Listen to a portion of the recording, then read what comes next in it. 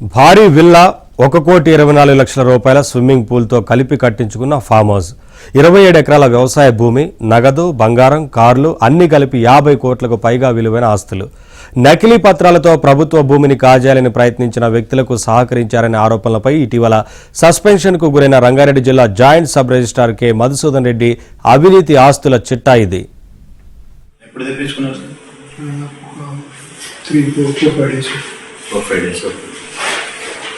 ఏం చేస్తారు సార్ గోపాల్ రెడ్డి వాళ్ళు ఏం చేస్తారు?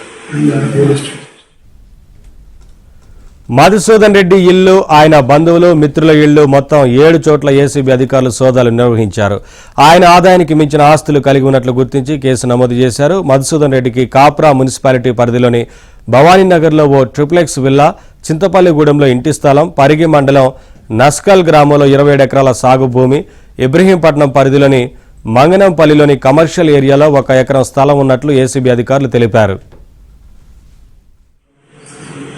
అట్నే లిక్కర్ ఉంది కదా సార్, ఆ లిక్కర్ సంబంధించి లిక్కర్ అంతా గిఫ్ట్స్ వచ్చినాయి మా బ్రదర్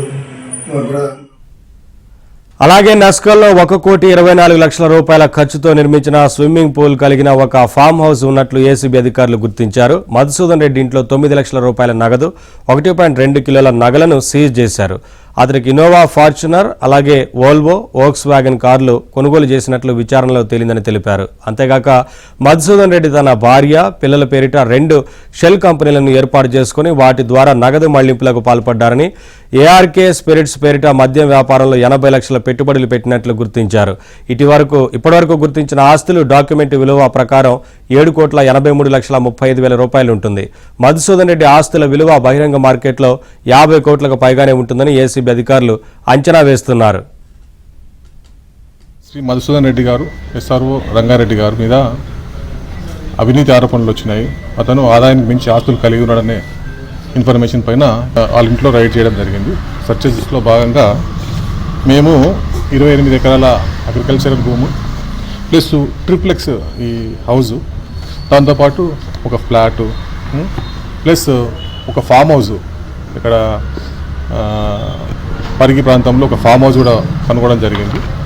దానిలో భాగంగా ఒక వోల్వో కారు, ఒక వోక్స్ వ్యాగను, ఒకటి ఫార్చునర్, ఈ 3 వెహికల్స్ కూడా మేము గుర్తించడం జరిగింది. మొత్తం వాల్యూ, దీని వాల్యూ 7,83,35,000 దీని యొక్క మొత్తం వాల్యూ ఉంది.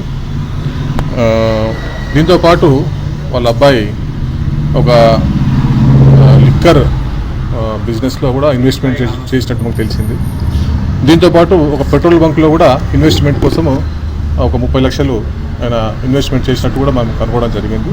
సో దీన్ని లోతుగా పరిశీలించి మొత్తం కూడా కోర్టుకు ప్రొడ్యూస్ చేయడం జరుగుతుంది, దీని డీటెయిల్స్ అని కూడా.